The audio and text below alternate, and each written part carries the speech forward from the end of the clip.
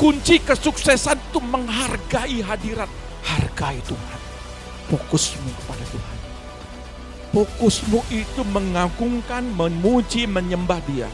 Roh butuh makanan. Untuk apa? Mengalahkan kegagalan. Roh butuh makanan untuk apa? Mengalahkan kebangkrutan.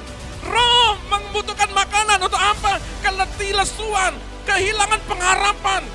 Jadi kalau saudara tidak mengkonsumsi firman, maka saudara akan kelaparan. Jadi dengan baca firman, hikmat sorga untuk apa?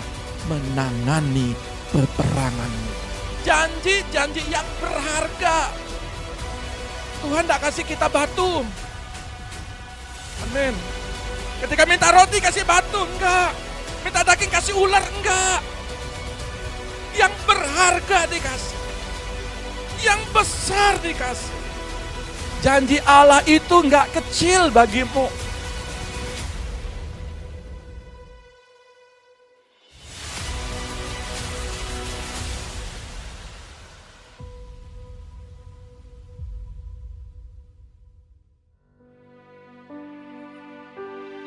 Terima kasih Tuhan. Kau baik Bapa bagi kehidupan kami. Kami mengucap syukur Tuhan pagi hari ini atas kebaikan.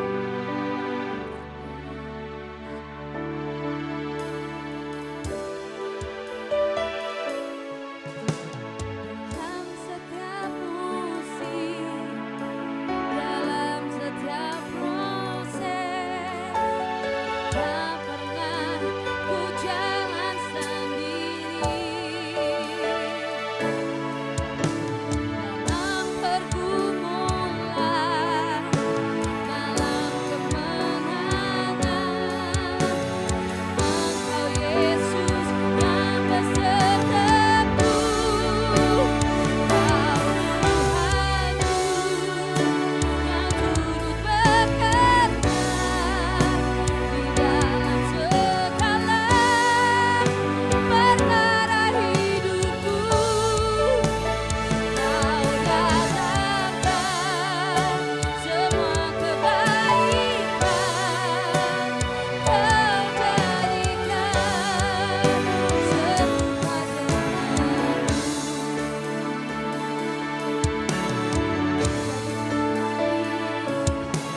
dalam setiap musim, dalam setiap proses, tak pernah ku jalan sendiri.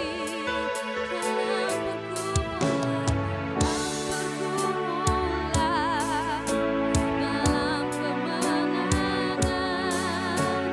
Engkau Yesus yang bersertaku.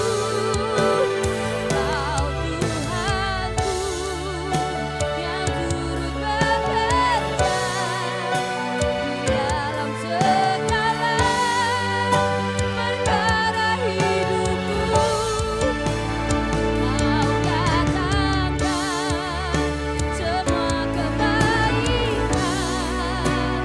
Kau jadikan Kau Tuhan, Kau Tuhanku yang turut bekerja di dalam segala perkara hidupku. Kau datangkan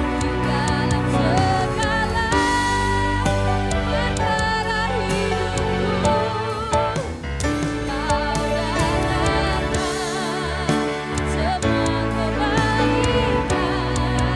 Kau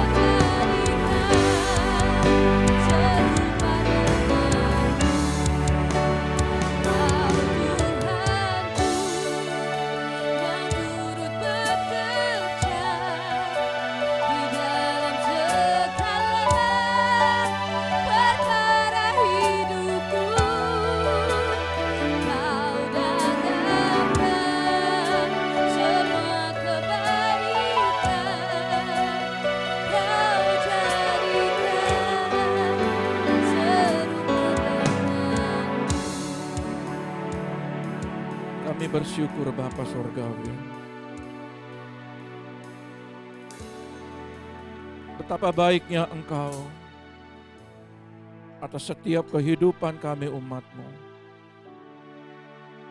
Ajar kami terus mengasihi-Mu Tuhan. Ajar kami tetap setia dan taat kepadamu. Engkau mengurapi kami saat pagi ini. Urapi sidang jemaat-Mu. Urapi hamba-Mu Tuhan. Supaya pengertian firman ini benar-benar dari isi hati-Mu. Berkaryalah, berbicaralah ya Roh Kudus. Dan kami siap mendengarkan isi hati-Mu Tuhan. Di dalam nama Tuhan Yesus, yang siap katakan haleluya. Amin. Shalom, selamat pagi. Ya, apa kabar pagi hari ini? Baik. Haleluya. Ya, Tuhan Yesus memberkati kita semua. Dan pagi hari ini saya rindu untuk kita mengerti tentang rencana Tuhan. Saya bersyukur pagi ini kita mengucap syukur untuk apa yang sudah jemaat lakukan dalam pelayanan di tempat ini. Tetapi saya rindu semua benar-benar mengalami Tuhan. Saya rindu anak-anak kita mengalami Tuhan, keluarga-keluarga mengalami kebaikan-kebaikan Tuhan. Biarlah pagi ini ada sebuah pembelajaran bagi kita tentang mendapatkan kembali pijakan yang terhilang. Kenapa ayat ini saya angkat sesuai dengan tema di dalam kitab Yosua ayat 1 ayat 9. Ya. Dan kita akan berangkat dari ayat ini. Yosua 1 ayat 9. Firman Tuhan berkata, "Bukankah telah kuperintahkan kepadamu, kuatkan dan teguhkanlah hatimu, janganlah kecut dan tawar hati, sebab Tuhan Allahmu menyertai engkau kemanapun engkau pergi." Kalau kita lihat dari ayat ini, tentunya ayat ini tidak berdiri sendiri. Ayat ini kenapa disampaikan bahwa Yosua tidak boleh kecut hatinya, tidak boleh tawar hatinya, bahkan dimanapun engkau pergi, aku akan menyertai, kata Tuhan. Ya, Yosua ini sangat hebat dan dia dididik. Ya, kalau kita perhatikan di sini ada banyak orang menyesali masa lalu yang sudah dilewatinya. Makanya kenapa saya kasih judul mendapatkan kembali pijakan yang terhilang. Masa lalu kita, kalau kita lihat ke belakang, kita mundur ya. Ada banyak orang ketika sudah umur sampai 50, kepala 4, kepala 5, kepala 6. Dan dia melihat apa yang terjadi selama hidupnya di belakang. Penyesalan demi penyesalan terkadang itu terbesit di dalam pikiran kita. Makanya saya mau menyampaikan pada saat pagi ini, saudara, tidak ada kata terlambat dalam hidup kita.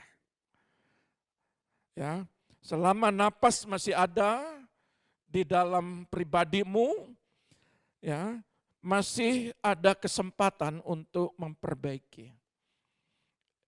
Dan saudara lihat, dan saya percaya di dalam perjalanan hidup kita akan menemukan pijakan kaki kita. Dan jangan melihat yang ke belakang, tetapi saudara melihat ke depan bahwa ini tanah perjanjianku. Bahwa ini adalah janji-janji Tuhan kepadaku. Dan kalau lihat di dalam ayat ini, ya, pengertian-pengertiannya, tetapi dalam pelajaran Yosua ini belajarlah melangkah ke depan dan jangan pernah melakukan kesalahan terulang kembali. Dan banyak anak-anak, banyak orang-orang dia melakukan sebuah kesalahan dan dia ulang kembali. Bahkan sampai hidupnya dipanggil Tuhan. Dan dia mencatat sebuah sejarah. Kalau Yosua ini adalah seorang abdi Allah. Dan akhir hidupnya, kalau di dalam Yosua terakhir itu, ya, Yosua terakhir itu dikatakan di dalam ayat ke-24 sebelum dia meninggal, dari abdi Allah, dia menjadi hamba Allah. Ada progres. Saya rindu umat Tuhan di tempat ini ada progres. Ya, tentunya kalau melihat progres ini, ada hal-hal yang harus kita perbaiki, ada hal-hal yang harus kita pelajari. Nah, ingat ya, belajarlah melangkah ke depan dan jangan pernah melakukan kesalahan terulang kembali. Terkadang kesalahan orang tua diulang kembali oleh anaknya. Ketika kesalahan anak diulang kembali oleh cucunya dan terus begitu. Tapi pembelajaran hari ini mari kita belajar. Apa Yosua ini, berkat apa yang kita terima pagi ini.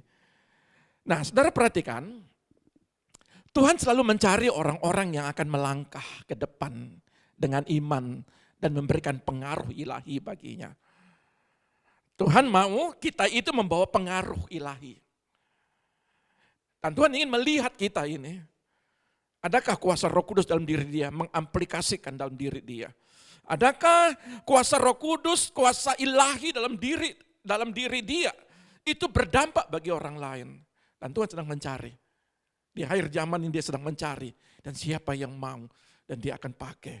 Untuk apa? Membuat sebuah sejarah dalam hidupnya. Sebagai orang percaya, kita adalah generasi Yosua yang baru dipanggil untuk memajukan kerajaan Allah dalam kuasa dan kekuatan rohnya. Bukan kerajaan kita, tapi kerajaan Allah. Ya, kerajaan Allah. Kita dipanggil, generasi kita ini adalah generasi Yosua. Dipanggil untuk apa? Untuk memajukan kerajaan dia. Nah tentunya pengajaran ini kita mempelajari.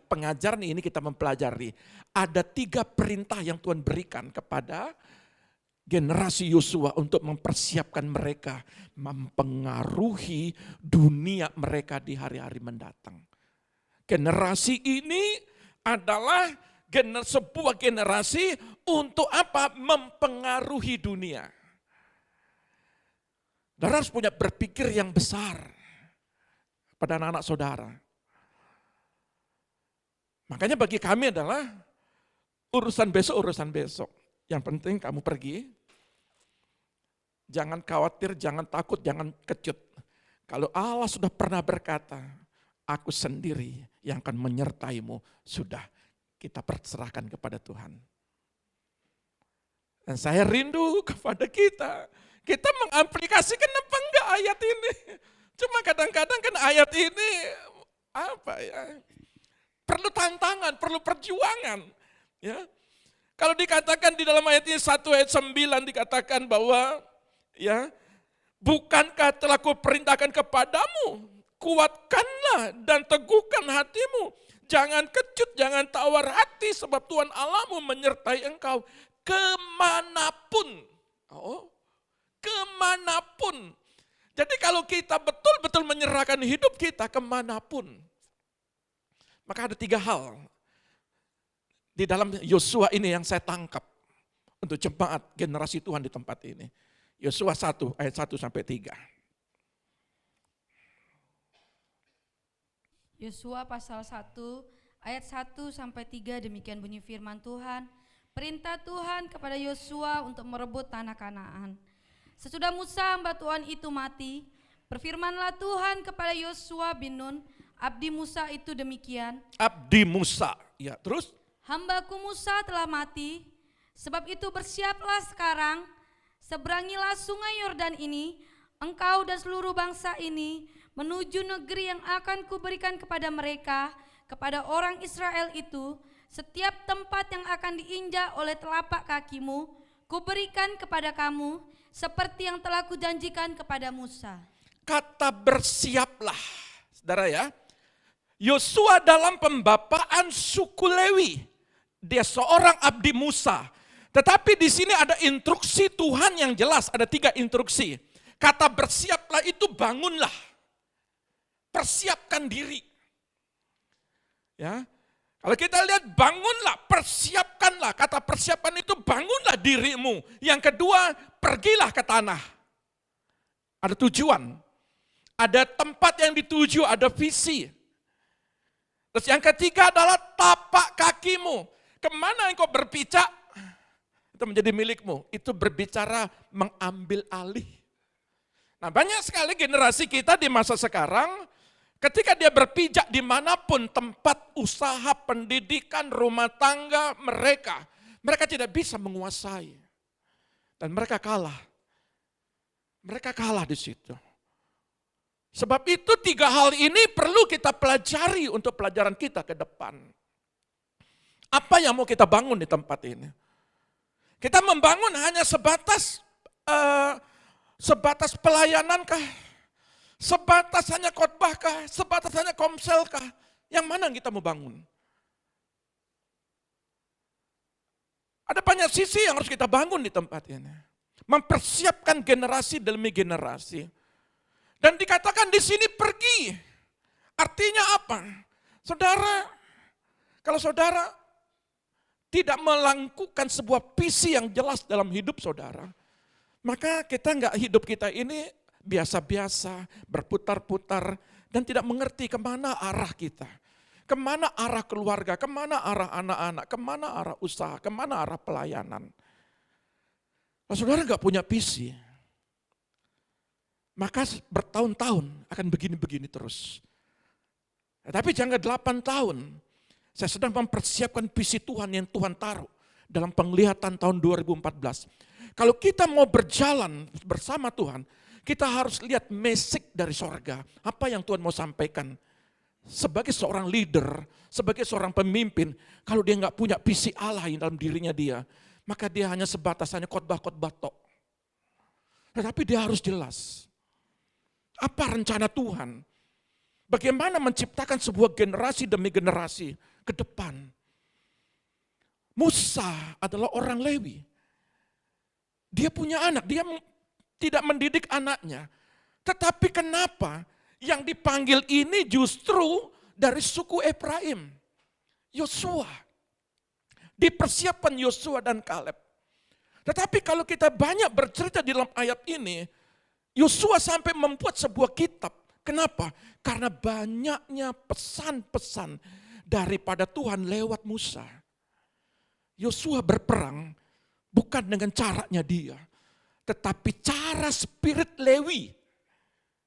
Dia mengalahkan pertempuran-pertempuran, dia memenangkan pertempuran-pertempuran. Pertempuran di tengah keluargamu. Kalau saudara pakai pribadimu, kalau saudara saya lihat, kalau kita mau menang dalam pertempuran rumah tangga kita, usaha, pekerjaan, pendidikan kita, pakai cara spirit Lewi. Spirit Lewi itu berbicara, terus mencari hadirat, terus mengandalkan Tuhan, terus berbicara, banyak bertanya kepada Tuhan. Itu spirit Lewi. Nah, ini yang kita mesti pelajari. Dan banyak anak-anak Tuhan gagal di sini. Kenapa? Karena dia mengandalkan logika kemampuannya. Maka di sini dikatakan persiapkan diri. Apa yang mesti dipersiapkan? Pergi ke tanah, apa visinya? Tapak kaki, apa kaki ke depan itu? Apa yang kita mau pijak? Bahkan banyak yang terhilang. Tapi saya mau katakan, yang terhilang, engkau akan temukan pijakanmu kembali. Yang dulu mungkin engkau mengalami kerugian. Yang dulu mungkin engkau tidak mengalami masa depan. Saya mau katakan, saya umur kepala 5. Saya masih belajar lagi. Saya tidak menyesali apa yang terhilang di belakang. Kenapa dari dulu kepala 3, kepala 4. Saya belajar, kenapa mesti kepala 5. Tidak ada kata terlambat. Untuk apa? Memperluas kapasitas. Tidak ada. Dan tidak boleh berhenti. Dan terus, dan terus, dan terus. Sampai mati Musa selesai ada penerusnya. Yosua pasal 24 sampai mati ada penerusnya lagi. Dan saudara perhatikan di sini. Kisah Alkitabiah tentang persiapan Israel merebut tanah perjanjian. Pelajaran berharga sebagai wawasan bagi kita tentang strategi spiritual yang dapat kita terapkan untuk membuat dampak ilahi di rumah kita maupun di komunitas kita. Dampaknya apa? Spirit Yosua ini dampaknya apa bagi kita, bagi generasi kita? Bagaimana latar belakang Yosua dalam pembapaan? Dan dia dibapain dari suku Lewi. Apa yang dibapainnya? Apa yang dipelajari? Apa didikan apa yang dia terima? Yang pertama saudara lihat, ya, dia dilatih dalam medan peperangan.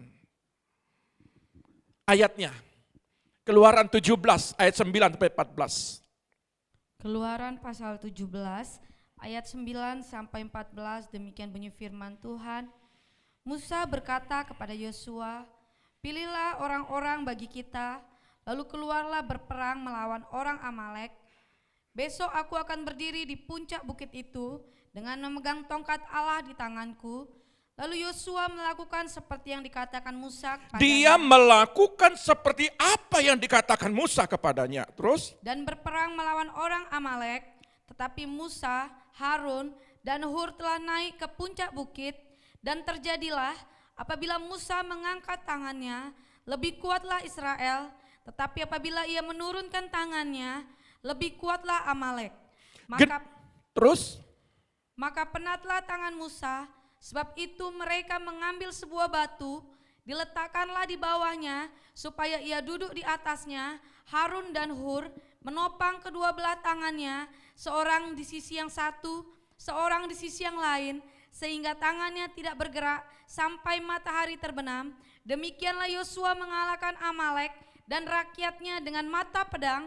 Kemudian berfirmanlah Tuhan kepada Musa, tuliskanlah semuanya ini dalam sebuah kitab, sebagai tanda peringatan, dan ingatkanlah ke telinga Yosua. Ingatkan ke telinga Yosua, ingatkan kepada anak-anak kita ke depan. Terus? Bahwa aku akan menghapuskan sama sekali ingatan kepada Amalek dari kolong langit. Peperangan generasi kemudian, apa susahnya buat Tuhan untuk melupakan, mengambil ingatan Amalek. Mengambil orang-orang yang membuat engkau gagal, mengintimidasimu, membuat engkau mengalami kesulitan. Generasi Yosua adalah generasi yang dilatih untuk memiliki urapan penaklukan. Dan hebatnya Musa bilang begini, kamu pergi berperang. Aku, Harun dan Hur naik ke gunung. Saudara pergi berperang, dunia pendidikan, usaha, pekerjaan, kami mendoakan saudara. Saudara harus mesti ingat benar ini. Tidak bisa Yosua pergi berperang sendiri. Bahkan dikatakan ketika tangan Musa turun, maka kalahlah Musa, kalahlah Yosua. Tetapi ketika tangan Musa diangkat, tapi saudara tahu, tangan Musa juga bisa lelah. Tapi dia butuh orang-orang. Kami hamba-hamba Allah butuh saudara. Butuh pendoa-pendoa. Untuk apa? Untuk meneruskan generasi-generasi Yosua di tempat ini. Supaya apa? Untuk merebut dimensi dunia mereka. Saudara harus mesti ingat. Yosua diajar, kalau kamu berperang, kamu harus ingat, lipatkan doa. Karena tanpa doa, peperanganmu itu tidak berarti. Maka sebagai orang tua, kalau engkau kurang berdoa buat anak-anakmu, engkau tinggal lihat, tunggu waktu saja. Generasi itu akan terulang kembali. Mereka akan kehilangan pijakan, seperti kehilangan pijakan yang dulu kita pernah alami. Tetapi kalau saudara tidak mau melihat pijakan anak-anak saudara terhilang kembali, saudara harus terlibat untuk mendoakan mereka. Tidak ada jalan lain. Ayat ini memberikan pengajaran buat kita. Peperangan anak-anak kita ke depan, generasi kita ke depan, itu andil daripada doa-doa baik orang tua, baik para hamba-hamba Allah. Dan banyak orang gagal di sini. Banyak orang mengalami kegagalan. Kenapa? Karena dia menganggap bahwa saya mampu, saya bisa. Yosua, kalau kita lihat nanti yang minggu ke depan, bagaimana Yosua pernah kalah dengan 3.000 pasukan. Dia habis kalah. Kenapa? Karena dia menganggap tembok Yeriko saya pernah kalahkan. Orang-orang suku Enak saya pernah kalahkan. Dia tidak bertanya kepada Tuhan. Dia tidak melibatkan dalam doa. Akhirnya apa? Mereka kalah dalam peperangan.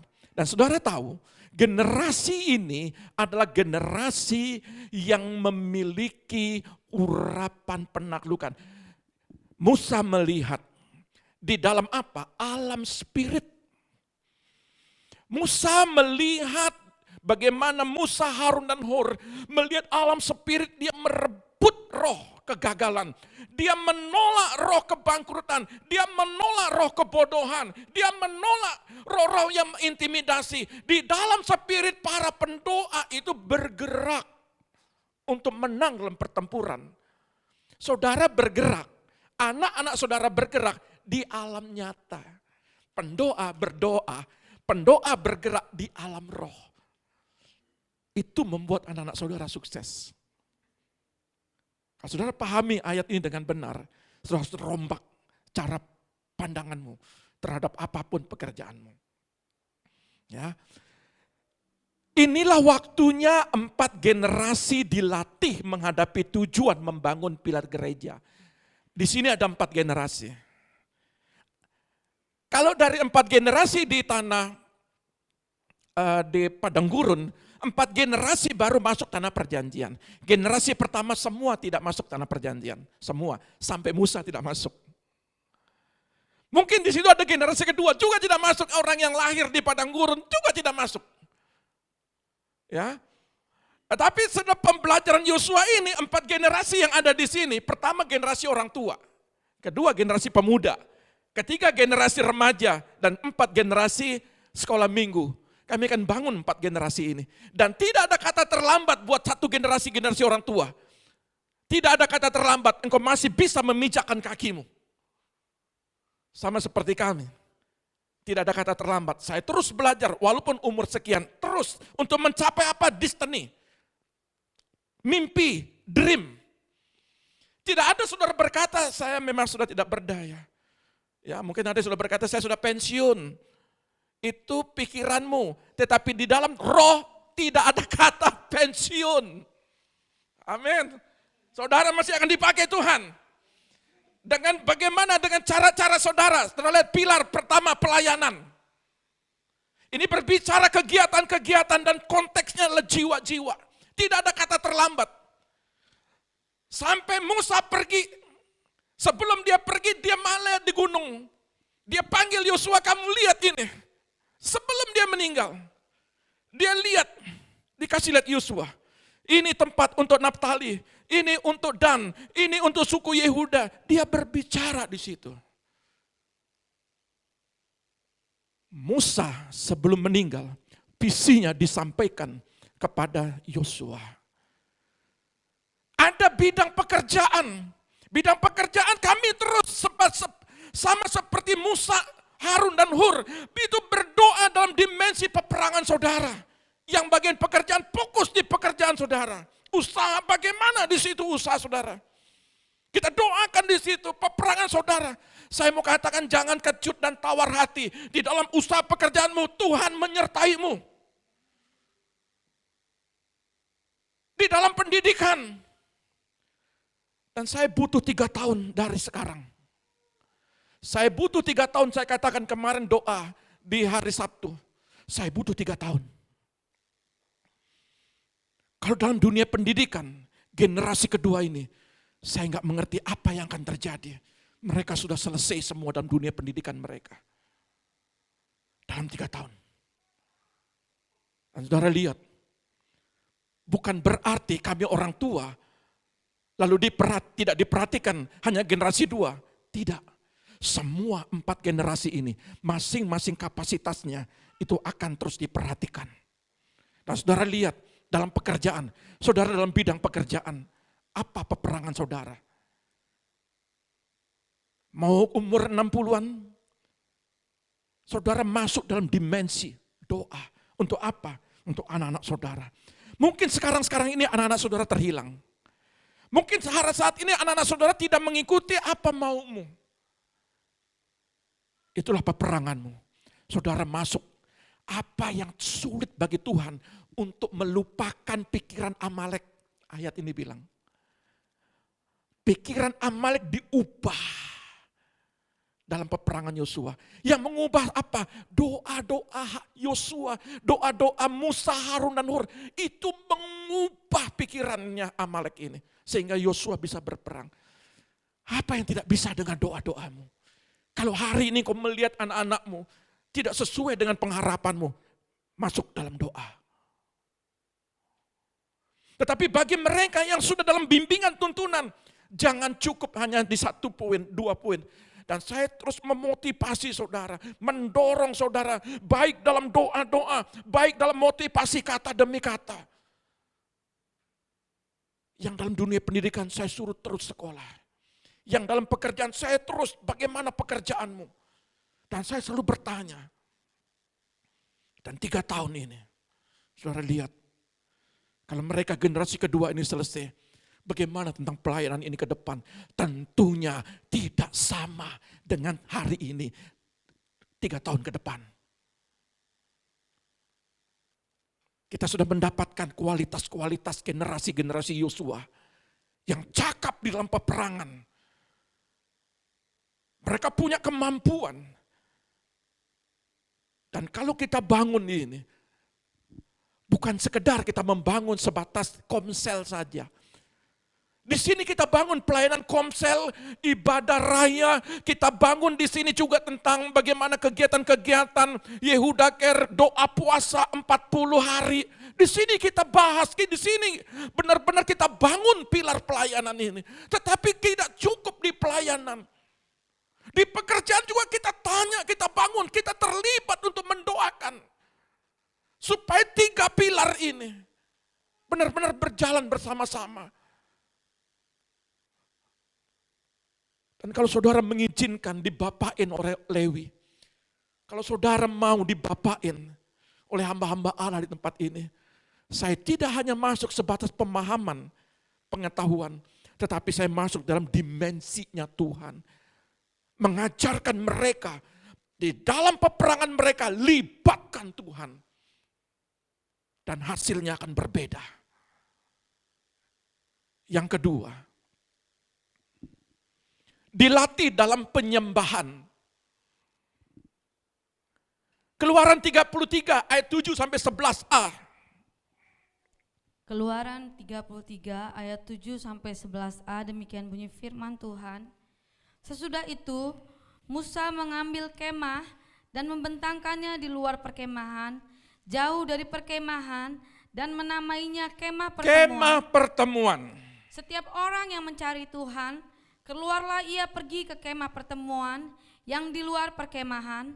Apabila Musa keluar pergi ke kemah itu, bangunlah seluruh bangsa itu dan berdirilah mereka. Mereka yang tidur bangun.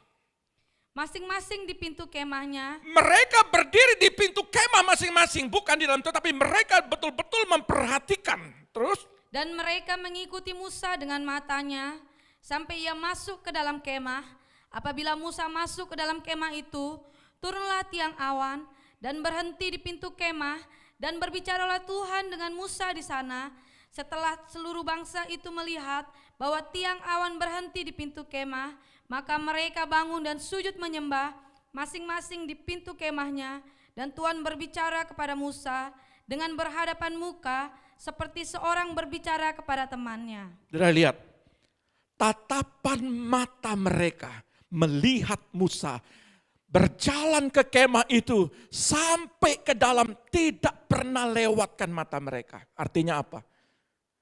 Fokusmu kepada Tuhan. Fokusmu itu mengagungkan, memuji, menyembah Dia. Kalau saudara fokus kepada tangan Tuhan, bukan tidak boleh. boleh. Tetapi kalau saudara hanya mengejar berkat, tetapi saudara tidak fokus untuk apa? Untuk menyembah sebagaimana Musa mencari hadirat Tuhan. Anak-anak Tuhan kalau terlibat di sini, saudara lihat, maka hidupnya akan berbeda. Kalau ayat 10 dikatakan kunci kesuksesan itu menghargai hadirat. Mereka berdiri keluar kemah mereka berdiri di situ. Dia melihat begitu tiang awan turun, mereka sujud menyembah. Artinya apa? Hargai Tuhan. Kalau saudara menghargai pekerjaan saudara lebih daripada Tuhan, saudara hati-hati. Kalau saudara mengasihi anak saudara lebih daripada Tuhan, perlu waspada. Saudara mengasihi istri saudara, mengasihi suami saudara, bukan tidak boleh, boleh semua. Tapi kalau melebihi dari Tuhan,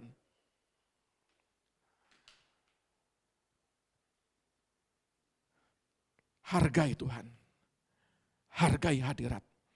Kalau saudara sudah komitmen untuk cari hadirat, lakukan itu sampai menemukan peperangan, kemenangan dalam peperangan saudara.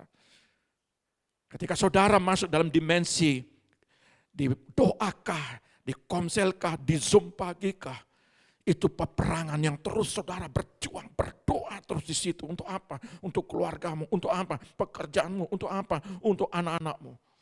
Di dalam dimensi ini, Tuhan mau melihat seberapa besar kita menghargai Dia. Dan di ayat selanjutnya dikatakan 11a, dan Tuhan akan berfirman kepada Musa, muka ketemu muka. Artinya apa? Tuhan minta supaya saudara mencari wajah Tuhan. Biasakan di pagi hari sebelum fajar menyingsing, seperti kemarin bicara tentang Yakub. Dia harus minta berkat dulu. Dia harus menang dulu. Baru dia melepaskan orang itu. Dikatakan ayatnya. Jadi Tuhan mau berbicara seperti seorang teman. Kalau MILT dikatakan, Musa berbicara dengan Allah seperti seorang teman. Artinya apa? Perlu keintiman.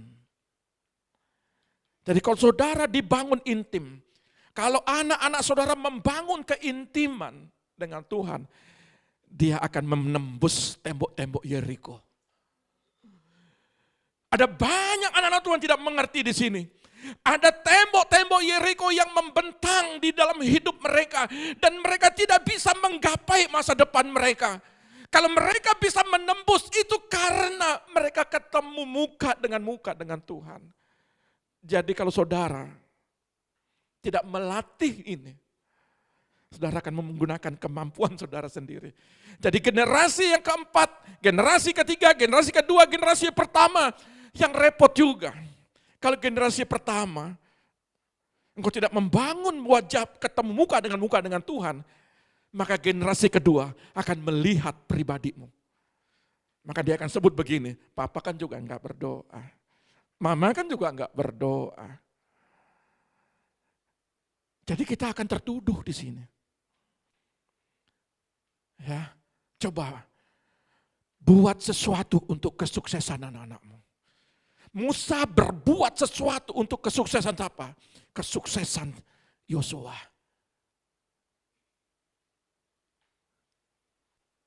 Dilatih di dalam penyembahan. Yang ketiga, dilatih menghormati generasi sebelumnya. Ayat 11b. Keluaran 33 ayat 11b. Keluaran 33 ayat 11b, demikian bunyi firman Tuhan.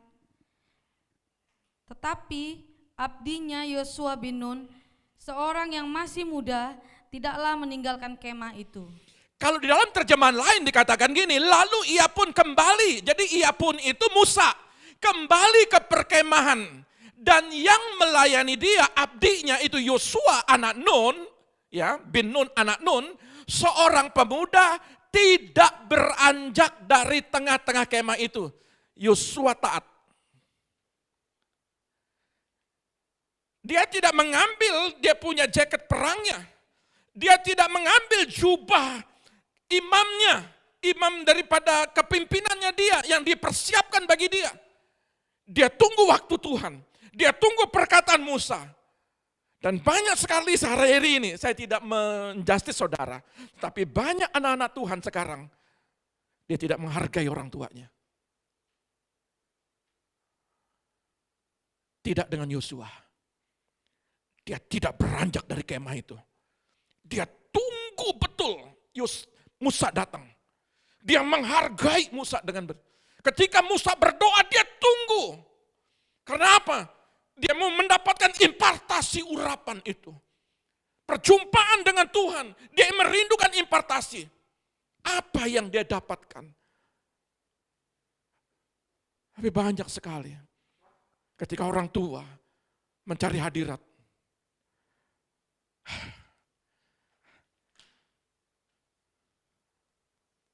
Saudara banyak berdoa buat anak-anakmu ke depan.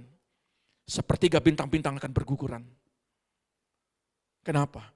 Karena anak-anak Tuhan akan diseret oleh ekor naga.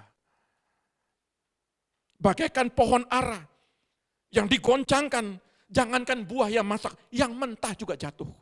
Artinya apa? Apa yang kau bangun, apa yang kau tata, apa yang kau persiapkan, kemenangan demi kemenangan dalam peperanganmu, tidak dinikmati anak-anak. Kenapa? Karena anak-anak jalan sendiri. Makanya saya ingin membangun bagaimana mereka dilatih di tempat ini. Bagaimana mereka berperang, bagaimana mereka mencari Tuhan, bagaimana mereka menghargai orang tua, generasi sebelumnya. Ini penting. Kalau ketiga ini tidak dilatih, tidak kau dapatkan kepada anakmu, maka kesalahanmu yang dulu akan terulang kembali kepada anak-anakmu. Tetapi jangan putus asa. Masuk dalam hadirat Tuhan. Terus berdoa bagi mereka. Maka ayat itu berkata Amalek diubah. Pikiran-pikiran mereka, paradigma mereka akan diubah dengan doamu. Ya, jangan putus asa ya. Amin. Haleluya. Nah, saudara lihat. Yang keempat, dilatih untuk mengintai. Musa dilatih untuk mengintai. Kalau kita lihat ayatnya Bilangan 13 ayat 17 sampai 20. Bilangan pasal 13 ayat 17 sampai 20 demikian bunyi firman Tuhan. Maka Musa menyuruh mereka untuk mengintai tanah Kanaan. Katanya kepada mereka, pergilah dari sini ke tanah Negeb. Pergilah dari sini ke tanah Negeb. Dan naiklah ke pegunungan. Ya. Dan amatilah bagaimana keadaan negeri itu. Bagaimana keadaan negeri itu? Terus? Apakah bangsa yang mendiaminya kuat atau lemah? Apakah mereka sedikit atau banyak? Dan bagaimana negeri yang didiaminya? Apakah baik atau buruk? Bagaimana kota-kota yang didiaminya? Bagaimana kota-kotanya? Terus? Apakah mereka diam di tempat-tempat yang terbuka atau di tempat-tempat yang berkubu? Dan bagaimana tanah itu? Bagaimana tanah itu? Apakah gemuk atau kurus? Apakah ada di sana pohon-pohonan atau tidak? Terus? Tabahkanlah hatimu dan bawalah sedikit dari hasil negeri itu. Waktu itu ialah musim hulu hasil anggur. Generasi ini akan dilatih mencapai tujuan. Makanya di tempat ini, saudara harus punya tujuan, punya planning, punya breakthrough, punya goal settingnya di sini. Kalau saudara ingin planning, maka perlu insting. Insting itu bawaan lahir. Anda banyak punya bawaan lahir tetapi tidak dimaksimalkan.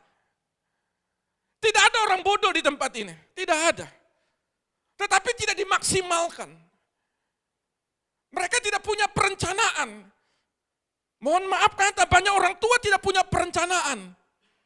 Untuk anak-anak mereka ke depan itu bagaimana? Itu mesti dipersiapkan dari generasi keempat, dari TK. Yosua sama Pian dari SD, saya persiapkan mereka. Saya ajar, saya didik, tidak sedikit ditegur. Tidak sedikit dengan hajaran. Anak ku kasih, ku tegur dan ku hajar.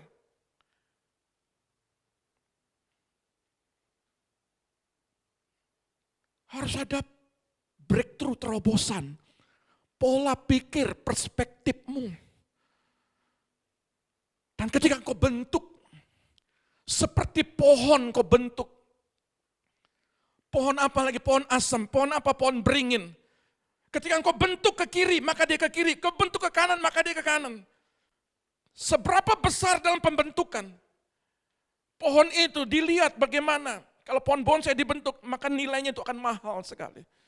Sejak kecil dia dibentuk. Tidak ada kata terlambat. Kalau hari ini terjadi pembentukan-pembentukan yang gagal kepada anak-anakmu, sekali lagi saya mau katakan, doa yang mengubah mereka. Generasi keempat ini kan ada anak-anak kita ini kan sekolah minggu, bentuk dia. Remaja, saya katakan kepada Gembala Arya, arahkan dia. Salah jalan, motivasi, nasihat, tegur. Karena mereka adalah generasi yang sukses. Di situ juga kata pemuda, jangan berhenti, terus melangkah. Ini peperanganmu, terus melangkah. Supaya apa? Supaya ada pencapaian, ada goal setting mereka ke depan. Saya tidak hanya membangun sekedar khotbah, tapi saya ingin membentuk anak-anak ini. Dan kalau kita melihat mereka dilatih untuk mengintai, bagaimana pendidikanmu? Mampu enggak di situ? Bagaimana biayanya? Apa kerinduanmu? Coba amati tempat kuliah itu. Coba lihat di situ. Yang pekerjaan tidak sedikit, di mana membangun usaha? Bagaimana karyawanmu? Dan saya selalu menanyakan itu. Supaya apa? Saudara harus dilatih untuk mengintai. Untuk apa? Melihat hasil.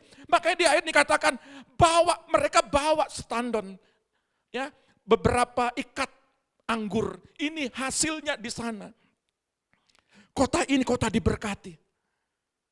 Tapi kalau saudara tidak tanggap dengan cara didikan Musa, dengan 4 poin ini, maka saudara akan melihat di situ raksasa-raksasa, di situ suku enak, aku bagaikan apa belalang, ketakutan demi ketakutan. Makanya 10 pengintai tidak mendapatkan apa-apa. Saya berharap saudara 2 pengintai, Yosua dan Kaleb. Tapi kalau 10 pengintai, yang dia lihat apa? Kekurangan. Yang dia lihat itu, makanya kalau tidak punya tujuan, akan dilihat itu. Makanya 10 pengintai tidak dipakai Musa. Yang dipakai Musa adalah 2 pengintai. Yang punya visi, yang punya keberanian, yang punya planning, yang punya perspektif. Dia katakan, pokoknya kita hadapi, kita akan menang. Jangan takut. Itu mereka Yosua dan Kaleb sepakat. Jadi bagi kami di tempat ini, tidak ada satu keluarga di tempat ini yang mengalami kegagalan. Tidak ada. Perspektif kami bangun di sini. Pola pikir, anak-anak di sini sukses, keluarga-keluarga di sini sukses, pekerjaan-pekerjaan mereka sukses. Walaupun mereka dalam peperangan, mungkin di situ tangis air mata. Tapi perspektif harus diubah. Latih untuk mengintai. Untuk apa? Melihat ke depan. Kata dilatih untuk mengintai ini melihat ke depan. Apakah mereka sudah menduduki? Belum.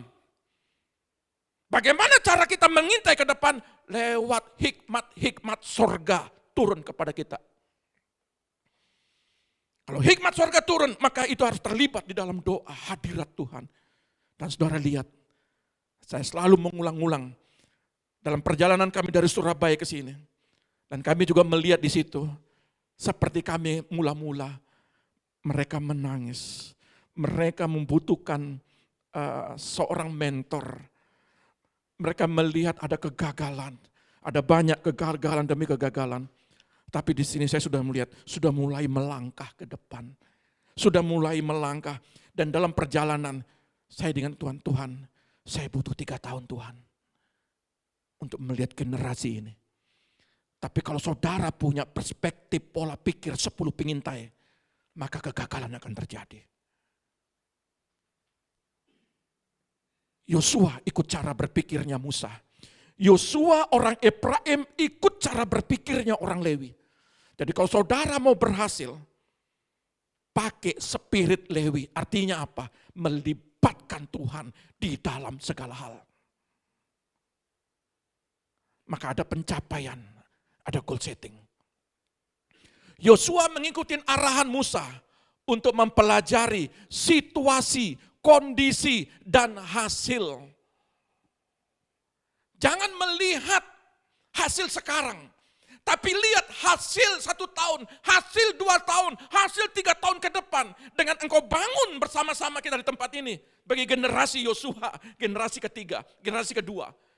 Nah, saya lihat generasi kedua sudah mulai kelihatan. Generasi ketiga ini kan masih remaja, masih tunggu lagi. Ya, generasi anak sekolah minggu masih tunggu pasti panjang. Tetapi paling tidak, generasi pertama sudah saya lihat ada berhasil dalam ekonomi mereka. Mulai terbangun usaha pekerjaan. Mulai saya melihat di situ mulai. Ya, waduh saya senang. Sekarang kita punya pekerjaan generasi kedua. Dan generasi kedua ini tentunya dia akan berbeda dengan didikan peperangan. Dan dia perlu kecakapan, dia punya strategi, dia punya pemikiran, dia punya pemahaman bagaimana membangun kerajaan Allah. Membangun kerajaan Allah dengan cara sekarang, dengan kerajaan Allah, dengan orang-orang seperti model Yosua dan Kaleb ini. Waduh, satu orang Yosua dan Kaleb akan menggetarkan bumi. Dicatat di dalam Alkitab. Apalagi kalau di sini ada 10 Yosua. Ya, Yosua ini Alkitab maksudnya bukan Yosua yang, tetapi itu bagian dari dia juga. Ya, dia sedang dipersiapkan untuk ke depan. Dan saya lihat kondisi, situasi, hasil akan kita melihat bahwa ke depan anak-anak kita. Nah, saudara lihat gini. Bagaimana mempersiapkan pertempuran? Ini yang penting. Ketika kita mempersiapkan pertempuran, maka 4 instruksi penting untuk memasuki tanah perjanjian. Alkitab mencatat dalam kitab Yosua ini, ada instruksi penting. Kalau saudara mau berperang dalam dunia pendidikan, saudara mau berperang dalam dunia pekerjaan, saudara mau berperang dalam dunia pelayanan, maka 4 instruksi ini, yang pertama adalah makan. Yosua ayat 1 ayat 11. Yosua 1 ayat 11, demikian bunyi firman Tuhan. Jalanilah seluruh perkemahan dan perintahkanlah kepada bangsa itu demikian. Sediakanlah bekalmu, sebab dalam 3 hari kamu akan menyeberangi sungai Yordan ini untuk pergi menduduki negeri yang akan diberikan Tuhan Allahmu kepadamu untuk diduduki. Bawa makanan untuk menjaga kekuatan fisik. Dalam persiapan pertempuran di alam, maknanya adalah pentingnya makanan firman untuk peperangan di alam roh. Jadi kalau saudara tidak mengkonsumsi firman, maka saudara akan kelaparan. Kalau saudara tidak mengkonsumsi makanan dalam 1 hari, 2 hari, 3 hari, berbeda kalau puasa. Tapi kalau saudara tidak berpuasa, tidak ada konsumsi makanan, dikatakan perjalanan kita panjang. Kita perlu kekuatan fisik, perlu bawa makanan. Maka roh perlu makanan di dalam peperangan anak-anak kita. Roh butuh makanan. Untuk apa? Mengalahkan kegagalan. Roh butuh makanan untuk apa? Mengalahkan kebangkrutan. Roh membutuhkan makanan untuk apa? Lesuan, kehilangan pengharapan. Mungkin ada hari-hari ini, saudara melihat kenapa tidak berubah anakku. Maka saudara butuh makanan roh. Baca firman. Iman timbul dari pendengaran akan firman Tuhan. Itu makanan roh. Kalau saudara memberikan makanan, itu roh saudara, semangat saudara, antusias saudara. Betul-betul ketika saudara ada di ladang pekerjaan saudara, saudara lihat ya, dengan cara mengintai. Setiap saudara buka usaha baru, Tuhan berikan hikmat. Untuk apa? Mempelajari situasi tempat itu. mempelajari medannya, bagaimana pelanggannya, bagaimana apa yang harus saya kerjakan. Konsumsi ini untuk sehari-hari, apakah orang membeli hanya 1 minggu 1 kali, hanya sebulan 1 kali. Saudara kalau belanja, kalau saudara buka usaha, walaupun itu baik, contoh perhiasan Natal, ya tunggu 1 tahun 1 kali. Tapi kalau saudara konsumsi mungkin makanan kah, baju kah, atau apa saja yang 1 hari, yang setiap hari. Itu Tuhan berikan hikmat nanti. Jadi dengan baca firman, hikmat sorga untuk apa? Menangani peperanganmu. Ya, dan saudara perhatikan. Yang kedua dikatakan, ingat firman, Yosua 1 ayat 13. Yosua pasal 1 ayat 13, demikian bunyi firman Tuhan, ingatlah kepada perkataan yang dipesankan Musa hamba Tuhan itu kepadamu, yakni Tuhan Allahmu mengaruniakan keamanan kepadamu dan memberikan kepadamu negeri ini. Ingat akan firman, berbicara ingat selalu akan janji Tuhan. Jadi kalau hari ini saudara tidak melihat hujan sebagaimana janda Sarfat, tidak lihat hujan 3,5 tahun 6 bulan, ya 3 tahun 6 bulan, tidak mungkin lihat hujan. Lalu bagaimana caranya? Kalau saudara hari ini, aduh, gimana ini besok Tuhan? Bagaimana ini begini Tuhan? Ya, kemarin saya khotbah di Surabaya. Yang paling susah itu kalau melihat hari esok dengan tagihan-tagihan, mereka ketawa semua. Ya, saudara lihat. Tolong 2 Petrus 1 ayat 2 dan 4. Ingat selalu kan janji Tuhan. 2 Petrus pasal 1 ayat 2 sampai 4, demikian bunyi firman Tuhan. Kasih karunia dan damai sejahtera melimpah kamu. Kasih karunia, damai sejahtera itu melimpah, itu janji. Ingat itu. Halo? Jangan tak ingat. Kalau saudara berdoa masuk dalam hadirat, situ saudara diingatkan sama Tuhan. Aku ini berikan kamu kasih karunia dan janjiku kepadamu. Terus? Oleh pengenalan akan Allah. Pengenalan akan Allah. Dan akan Yesus Tuhan kita. Terus? Karena kuasa ilahinya telah menganugerahkan kepada kita segala sesuatu yang berguna untuk hidup yang saleh. Oleh pengenalan kita akan Dia yang telah memanggil kita oleh kuasanya yang mulia dan ajaib. Dengan jalan itu, Ia telah menganugerahkan kepada kita janji-janji yang berharga dan yang sangat besar, supaya olehnya kamu boleh mengambil bagian dalam kodrat ilahi dan luput dari hawa nafsu duniawi yang membinasakan dunia. Saudara lihat, dengan ayat 4, dengan jalan itu ia telah menganugerahkan kepada kita janji-janji yang berharga dan yang kecil. Betul? Sangat besar. Janji Allah itu enggak kecil bagimu. Tolong kita ingat, mari kita baca, renungkan firman Tuhan itu siang dan malam, kata Yosua 1:8. 2 Petrus 1 ayat 4 ini berkata janji-janji yang berharga. Tuhan tidak kasih kita batu. Amin. Ketika minta roti kasih batu, enggak. Minta daging kasih ular, enggak. Yang berharga dikasih. Yang besar dikasih. Jadi kalau dalam dunia pendidikan, ini bukan menyinggung saudara, tapi saudara harus belajar terus. Tanamkan kepada anak-anakmu, kamu sukses nak, kamu berhasil nak, kamu mampu nak. Cukup ya, ini bukan menyinggung ya. Papa enggak sekolah jadi kamu enggak perlu sekolah. Jangan tanamkan itu kepada anak-anakmu. Dia harus punya dream, punya mimpi. Kalau pekerjaan, papa dulu mungkin kecil kerjaannya, cukup sudah begitu. Jangan jadi orang yang sukses, karena papa enggak sukses. Jangan tanamkan itu. Kalau kita kehilangan pijakan, berikan pijakan kepada anakmu, suatu pengertian bahwa kamu berhasil nak, kamu akan sukses nak. Tanamkan itu.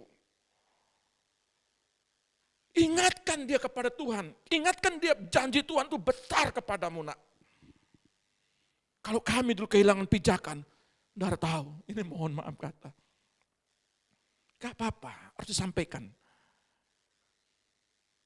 Tuhan sudah kasih tahu 2014, hambaku, kamu harus belajar bahasa Inggris. Diingatkan itu. Belum sampai ke Bali ini, enggak ngerti ini. Ternyata setelah sekian tahun, aduh Tuhan, menyesal aku Tuhan. Saudara lihat, penyesalan tidak ada artinya, tapi kepala 5 mesti belajar lagi. Enggak apa-apa. Enggak ada kata terlambat, saya akan belajar itu. Ya. Dan saya melihat di sini juga, ada yang di sekolah pendidikan, ada yang di sekolah teologi, ada sekolah ekonomi, ada sekolah akuntansi, ada sekolah teknik. Semua, sudah lihat, perjalanan hidup mereka. Jangan minder kita ini bagi orang tua. Justru kita senang mereka berhasil. Amin. Kita senang mereka berhasil. Karena doa-doa kita akan membuah hasil yang luar biasa. Amin. Pak, biayanya bagaimana? Bacalah 2 Petrus 4 ini. Aku akan memberikan kamu yang besar. Jadi urusan besok, makanya Yosua 1 ayat 9, melangkahlah, jangan kecut, jangan tawar hati. Biasa kalau lewat dompet itu pasti tawar hati. Gimana anak saya nanti ke depan? Tidak usah, percayakan Tuhan bertanggung jawab pada anak-anakmu. Amin. Amin ya. Amin. Haleluya. Nah, saudara lihat. Yang ketiga, tangkap visi. Yosua 2 ayat 23 dan 24. Ini untuk sebelum masuk dalam peperangan. Terus. Yosua 2 ayat 23 sampai 24, demikian bunyi firman Tuhan. Maka pulanglah kedua orang itu. Mereka turun dari pegunungan. Ya. Lalu menyeberang dan sampai kepada Yosua bin Nun. Kemudian mereka ceritakan segala pengalaman mereka. Kata mereka kepada Yosua, Tuhan telah menyerahkan seluruh negeri ini ke dalam tangan kita. Bahkan seluruh penduduk negeri ini gemetar menghadapi kita. Kenapa di sini dikatakan di dalam ayat 23? Mereka menceritakan segala pengalaman. Pengalaman burukmu ceritakan kepada anak-anakmu juga supaya apa? Tidak mengulang kembali. Pengalaman keberhasilan itu ceritakan. Nak, kalau kamu libatkan Tuhan, nak, ini yang terjadi bagimu. Demikian juga kita para orang tua. Saya ingatkan kepada saudara. Makanya sering saya menyaksikan supaya apa? Supaya saudara punya analisa. Ya, menganalisa. Oh, ini sukses kenapa? Oh, ini sukses kenapa? Tangkap esensinya, bukan tangkap gosipnya. Tangkap esensinya. Bahwa menceritakan pengalaman bersama Tuhan itu menjadi dorongan untuk apa? Memacu spirit kita. Tapi kalau saudara tangkap gosipnya, maka itu menjadi sumber-sumber segala sampah. Ya. Kita harus menangkap visi besar dari apa yang Allah ingin kita lakukan selama berhari-hari, selama hari-hari mendatang. Makanya Matius 28 ayat 19 dikatakan, pergilah, jadikan segala bangsa muridku, baptislah dia dalam nama Bapa, Putra dan Roh Kudus. Itu visi rohani. Tetapi visi jasmani kita, pelayanan, pekerjaan, pendidikan. Itu visi bagi kita. Kerjakan itu. Dan keempat, Yosua 3 ayat 5. Yosua 3 ayat 5, demikian bunyi firman Tuhan. Berkatalah Yosua kepada bangsa itu, kuduskanlah dirimu, sebab besok Tuhan akan melakukan perbuatan yang ajaib di antara kamu. Saudara lihat, di dalam ayat ini dikatakan, mengabdikan diri untuk kehormatan Tuhan dengan cara membersihkan diri dari kotoran daging. Loh, kok ada kotoran daging dan ada kotoran roh? Apa maksudnya? Kotoran daging pola pikir seperti buah perbuatan daging. Kalau perbuatan roh itu malas, nah itu. Ya. Terus tidak mau, ya. Sucikan dirimu. Kalau saudara besok mau berperang, sucikan dirimu, baik daging dan roh. Dagingnya itu Tuhan, ampuni, kuduskan saya Tuhan. Tuhan, kalau saya tawar hati Tuhan, ampuni saya, sucikan dirimu. Tuhan, kalau saya buat kesalahan, saya ngomongin orang, saya mungkin Tuhan, mungkin saya emosi yang istilahnya enggak terukur. Tuhan, ampuni saya Tuhan. Atau mungkin saya ambil anunya orang, miliknya orang. Tuhan, ampuni saya. Di kotoran daging itu begitu. Ya, kedagingan. Tapi kalau kotoran roh itu apa? Ya malas lah, tidak mau lah, kan gitu ya. Enggak mau baca firman, kan gitu. Ya Tuhan, ampuni saya. 1 Petrus 2 ayat 9 ayat terakhir. 1 Petrus 2 ayat 9 demikian bunyi firman Tuhan. Tetapi kamulah bangsa yang terpilih. Kamu adalah bangsa yang terpilih. Generasi Yosua akhir zaman yang dipilih Tuhan. Terus? Imamat yang rajani. Ya. Bangsa yang kudus. Bangsa yang kudus. Umat kepunyaan Saudara Allah adalah umat kepunyaan Allah. Terus? Supaya kamu memberitakan perbuatan-perbuatan yang besar. Perbuatan-perbuatan yang besar. Dari Dia. Ya. Yang telah memanggil kamu keluar dari kegelapan kepada terangnya yang ajaib. Itu mau Tuhan. Generasi Yosua ke depan. Generasi anak-anak ke depan di tempat ini. Saudara sebagai orang tua. Kalau saudara berbesar hati untuk kami mendidik dengan cara Lewi. Pak, kok cara Lewi itu kan perjanjian lama itu di Alkitab. Maksudnya adalah kami tanamkan bagaimana mereka menyembah. Bagaimana mereka menghargai, bagaimana mereka dalam peperangan, bagaimana mereka, ada 4 poin, saya ajarkan mereka di tempat ini. Dan saudara lihat, ke depan, saya akan bicara tentang melewati sungai. Ketika mereka kuduskan hari ini, besok kita pergi. Nah, menyeberangi sungai ini penting. Ini perlu kita bahas dan saya belum pernah ngebahas kata menyeberangi sungai. Yang pernah saya bahas adalah merebut tanah perjanjian, terus dengan keliling 7 kali, tembok Yeriko roboh, itu pernah saya bahas. Tetapi menyeberangi sungai belum pernah saya bahas. Arti maksudnya generasi Yosua merupakan bayangan dari substansi yang akan datang. Waktu penuaian yang sebenarnya dimulai pada waktu Yesus dibaptis di Sungai Yordan. Dan di situ dia menemukan, di situ kita menemukan makna Sungai Yordan bagi kita semua. Tuhan Yesus memberkati kita. Mari kita datang kepada Tuhan.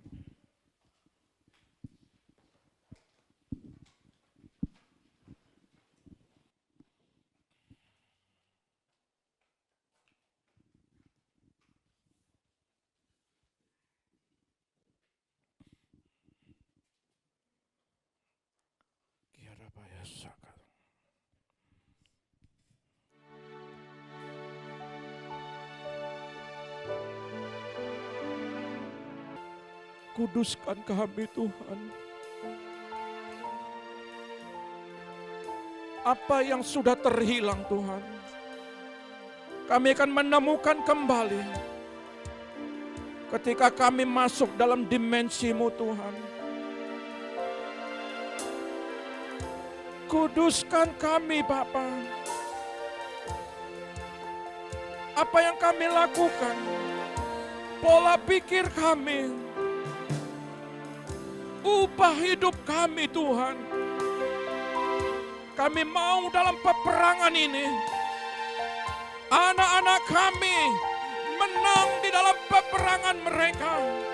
Jemaat-jemaat-Mu menang dalam peperangan mereka. Jangan biarkan kuasa iblis lagi menggagalkan. Jangan biarkan kuasa kegelapan menggerogoti umat-Mu. Kuasa sia-sia, kuasa kegagalan, kuasa sakit penyakit, kuasa kebangkrutan dijauhkan dari umat-Mu. Kami mau melangkah esok hari dengan hidup dalam kekudusan. Kuduskan kami, kuduskan umat-Mu, kuduskan, kuduskan, kuduskan, kuduskan, kuduskan. Biarlah Rabbah sakat akal Rabbah ya Rabbah ya Rabbah. Biarlah Rabbah ya sakat akal Rabbah ya Rabbah. Biarlah Rabbah ya Rabbah ya Rabbah ya Rabbah. Biarlah Rabbah sakat akal Rabbah. Kudus, kudus, kudus Tuhan. Kudus, kudus, kudus Engkau Bapa. Engkau layak dipuji. Engkau layak disembah. Karena Engkau kudus adanya.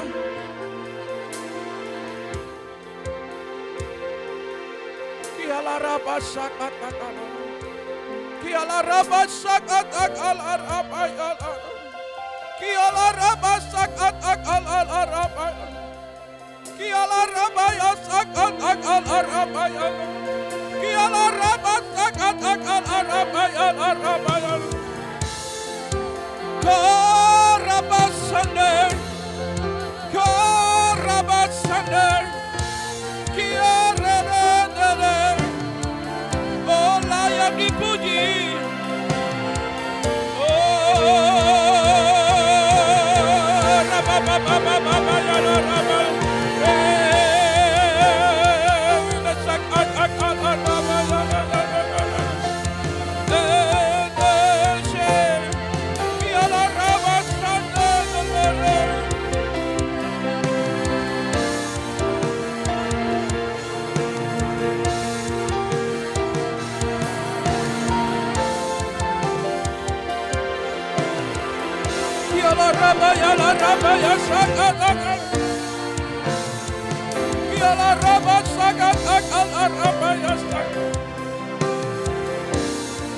Haleluya Tuhan. Haleluya Bapa.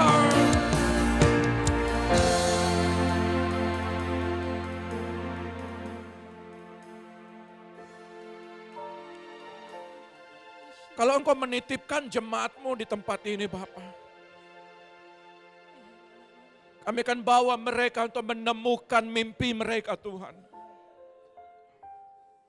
Kami akan bawa mereka dalam doa-doa kami ya Bapa. Kami akan didik mereka di tempat ini Tuhan. Generasi pertama di tempat ini, para orang tua kami akan didik mereka Tuhan. Untuk mereka setia kepada Tuhan. Oleh kesetiaan mereka, mereka akan melihat sebuah janji Tuhan terjadi bagi hidup mereka. Kalau Engkau menitipkan kami Tuhan, domba-domba-Mu, itu milik-Mu Tuhan. Dalam generasi kedua, ketiga, keempat, kami akan melihat dengan mata iman kami. Mereka adalah penerus-penerus. Mereka adalah pemimpin-pemimpin di masa depan. Mereka adalah orang-orang yang diberkati Tuhan. Doa kami Bapa, berkati sidang jemaat-Mu, berkati umat-Mu, berkati Tuhan. Dan segala berkat Bapa, berkat Anak, berkat Roh Kudus, melimpah-limpah dalam kehidupan setiap kami. Yang terima berkat Tuhan katakan haleluya. Amin. Tuhan Yesus memberkati kita. Saya undang kita semua bangkit berdiri, kita akan mengakhiri ibadah kita. Besar anugerah-Mu,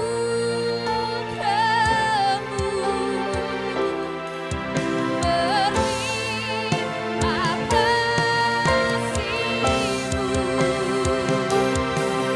semakin hari semakin bertambah. Besar anugerah, besar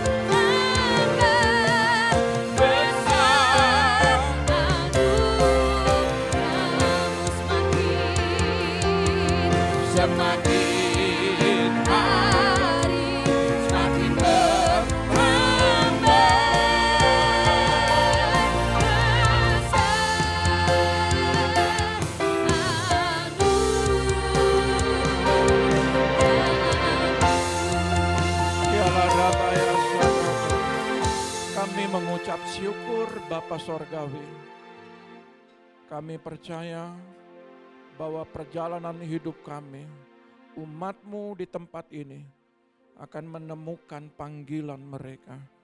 Pijakan kaki mereka ada dalam pijakan tanah perjanjian mereka. Mereka diberkati Tuhan, mereka dilawat Tuhan, mereka ditolong Tuhan, dan segala sesuatu mereka akan berhasil. Ketika Engkau membawa ke tempat ini kami dengan selamat, mari bawalah kami pulang juga dengan selamat pula. Kirimkan pasukan malaikat untuk menjaga ke mereka. Tidak ada roh maut kecelakaan, kami tolak keluar di dalam nama Tuhan Yesus. Angkat kedua belah tanganmu, terimalah berkat daripada Bapa Sorgawi. Diberkatilah keluargamu, diberkatilah anak-anakmu, diberkatilah pendidikan anak-anakmu, diberkatilah kesehatanmu, diberkatilah ladang-ladangmu. Apa yang kau kerjakan lewat tanganmu akan dibuat berhasil. Setiap kakimu melangkah, Tuhan selalu menuntunnya. Sehingga penuhlah sukacitamu, diberkatilah engkau di bumi, namamu tercatat di sorga. Dan engkau akan dibawa ke dalam perjanjian Tuhan, hidup Tuhan, diberkati Tuhan. Di dalam nama Tuhan Yesus, yang diberkati Tuhan katakan haleluya. Amin. Tuhan Yesus memberkati.